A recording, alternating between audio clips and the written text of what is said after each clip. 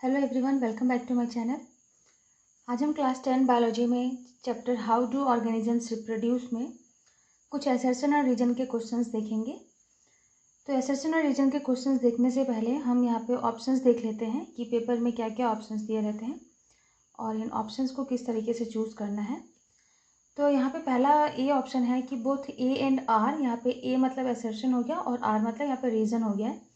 तो both A and R true and R is correct explanation of the assertion. अगर दोनों assertion और reason में जो स्टेटमेंट दिए हैं दोनों स्टेटमेंट्स सही हैं और साथ ही साथ जो रीज़न दिया है वो बिल्कुल करेक्ट एक्सप्लेनेशन होगा अगर असर्शन का, तो आपका ए ऑप्शन सही हो जाएगा। नेक्स्ट बी ऑप्शन देख लेते हैं। तो बी ऑप्शन है कि both A and R true but R is not the correct explanation of the assertion. Both यहाँ पे जो असर्शन और रीज़न है दोनों के स्टेटमेंट्स सही हों और उसके साथ जो रीज़न है वो करेक्ट एक्सप्लेनेशन नहीं होगा असर्शन का, तब आप लिखेंगे ऑप्शन बी करेक्ट है।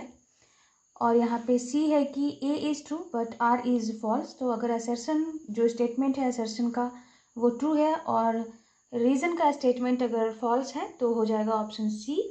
और डी यहाँ पे ऑप्शन कब सही होगा, जब असर्शन का जो स्टेटमेंट है वो फॉल्स होगा और जो रीज़न दिया हुआ है उसका स्टेटमेंट ट्रू होगा, तो आप लिखेंगे कि डी ऑप्शन सही है। तो चलिए कुछ क्वेश्चंस करते हैं। क्वेश्चंस जब देखेंगे तो आपको समझ में आएगा अच्छी तरह से। तो यहाँ पे सबसे पहला क्वेश्चन है, सबसे पहले क्वेश्चन में दिया है, यहाँ पे असर्शन में दिया हुआ है amoeba reproduces bye binary fission. तो इसका मीनिंग हो गया कि जो एमीबा है वो बाइनरी फिजन से रिप्रोड्यूस करता है। और रीज़न में जो स्टेटमेंट दिया है वो ये है कि all unicellular organisms reproduce by asexual method. तो जितने भी यूनिसेलुलर ऑर्गेनिजम्स हैं वो असेक्सुअल मेथड से रिप्रोड्यूस करते हैं। तो यहाँ पे जो दोनों स्टेटमेंट्स हैं असर्शन एंड रीज़न में दोनों ही बिल्कुल करेक्ट हैं और जो रीज़न दिया हुआ है ये भी करेक्ट एक्सप्लेनेशन है असर्शन का, क्योंकि सारे यूनिसेलुलर ऑर्गेनिजम्स रिप्रोड्यूस करते हैं असेक्सुअल मेथड से और अमीबा भी एक असेक्सुअल मेथड से रिप्रोड्यूस करता है जो कि एक यूनिसेलुलर ऑर्गेनिज्म ही है। तो दोनों स्टेटमेंट्स यहाँ पे सही हैं और रीज़न भी करेक्ट एक्सप्लेनेशन दिया है असर्शन का, तो इसलिए यहाँ पे जो आंसर हो जाएगा वो होगा आपका ऑप्शन ए।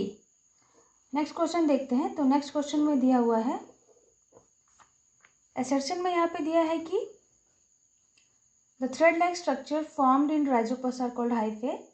जो थ्रेड लाइक स्ट्रक्चर फॉर्म्ड होता है राइजोपस में उसे हाइफे कहा जाता है। तो ये करेक्ट है कि उसे हाइफे कहा जाता है। और यहाँ पे रीज़न दिया हुआ है कि राइजोपस रिप्रोड्यूसेस बाय बर्डिंग। तो राइजोपस रिप्रोड्यूस करता है बर्डिंग से। ये स्टेटमेंट यहाँ पे रॉन्ग है क्योंकि राइजोपस रिप्रोड्यूस बर्डिंग से नहीं करता है, स्पोर फॉर्मेशन से करता है। तो यहाँ पे हमने यहाँ पे क्या हो गया कि आपका असर्शन का स्टेटमेंट सही है बट रीज़न का जो स्टेटमेंट है वो गलत है। तो यहाँ पे ये हो जाएगा आपका सी ऑप्शन, क्योंकि सी ऑप्शन में था कि असर्शन ट्रू एंड रीज़न का स्टेटमेंट अगर फॉल्स है तो सी ऑप्शन होगा। तो इसी तरीके से आपको क्वेश्चंस में जो दिए हुए हैं वो चीज़ें पढ़ के समझनी होंगी और उसके बाद आपको करेक्ट ऑप्शन चूज़ करना होगा। तो कुछ और क्वेश्चंस भी देख लेते हैं। यहाँ पे थर्ड क्वेश्चन ये दिया हुआ है, यहाँ पे अगर असर्शन में स्टेटमेंट की बात करें तो दिया है कि an embryo is formed from fertilised egg.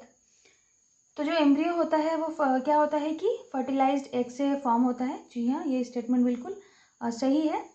और इसका रीज़न दिया है कि A monocot embryo comprises embryonical axis with 2 cotyledons. तो यहाँ पे जो रीज़न में स्टेटमेंट दिया है कि कोई मोनोकोट एम्ब्रियो क्या करता है, उसमें 2 कॉटिलेडन्स रहते हैं बीच में एक्सिस की वजह से।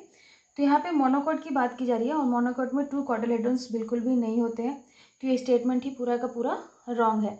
तो यहाँ पे अगर असर्शन की बात करें तो असर्शन हो गया यहाँ पे ट्रू और रीज़न हो जाएगा आपका फॉल्स। तो यहाँ पे भी आपका आंसर होगा ऑप्शन सी। अब अगर हम बात करते हैं क्वेश्चन नंबर 4 की, तो क्वेश्चन नंबर 4 है, अगर यहाँ पे असर्शन स्टेटमेंट की बात करें तो असर्शन दिया हुआ है आपका कि vasectomy is a surgical method of birth control. जो वेसेक्टोमी है वो एक सर्जिकल मेथड है बर्थ कंट्रोल का। तो जी ये ऑप्शन जो असर्शन में जो दिया हुआ है आपका स्टेटमेंट वो बिल्कुल सही दिया है कि वेसेक्टोमी एक सर्जिकल मेथड होता है बर्थ कंट्रोल का।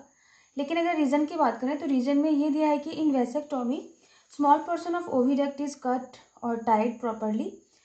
रीज़न में ये स्टेटमेंट है कि वेसेक्टोमी में स्मॉल पोर्शन ओविडक्ट का कट किया जाता है और उसे टाई कर दिया जाता है प्रॉपरली। तो ये बिल्कुल रॉन्ग है, क्योंकि वेसेक्टोमी में जो वास डिफरेंस है उसके स्मॉल पोर्शन को कट करके उसे टाई किया जाता है, ओविडक्ट को नहीं कट किया जाता है वेसेक्टोमी में। तो यहाँ पे जो स्टेटमेंट है असर्शन में वो बिल्कुल सही है, लेकिन जो स्टेटमेंट रीज़न में दिया है वो बिल्कुल गलत दिया हुआ है। तो ये ऑप्शन हो जाएगा आपका यहाँ पे सी ऑप्शन सही हो जाएगा। तो आप इसमें सी ऑप्शन लिखेंगे। नेक्स्ट क्वेश्चन की बात करें अगर, तो यहाँ पे 5th क्वेश्चन ये है हमारा कि asexual reproduction is a primitive type of reproduction. जो सेक्सुअल रिप्रोडक्शन है वो रिप्रोडक्शन का एक प्राइमेटिव टाइप है।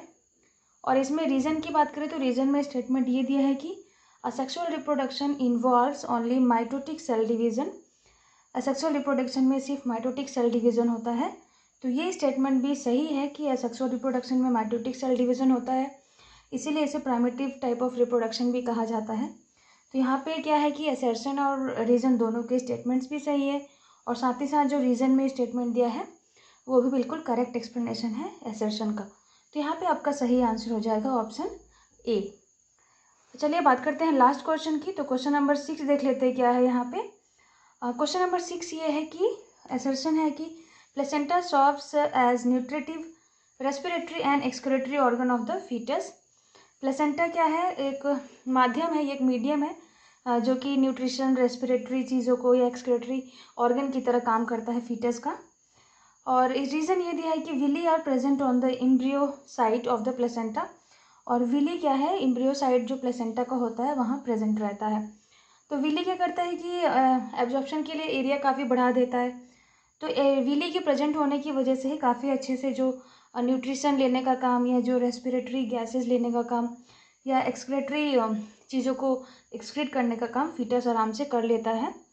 तो यहाँ पे जो असर्शन और रीज़न दोनों ही स्टेटमेंट्स हैं वो करेक्ट हैं, और असर्शन का जो करेक्ट एक्सप्लेनेशन है वो रीज़न बता रहा है, मतलब कि रीज़न में जो चीज़ें दी हैं वो करेक्ट एक्सप्लेनेशन है असर्शन का। तो यहाँ पे भी आपका ऑप्शन ए हो जाएगा करेक्ट।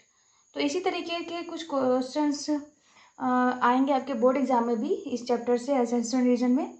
तो उम्मीद है आपको आज के सारे क्वेश्चन अच्छी तरीके से समझ में आए होंगे, और किस तरीके से ऑप्शंस को चूज़ करना है वो भी आपको समझ में आया होगा।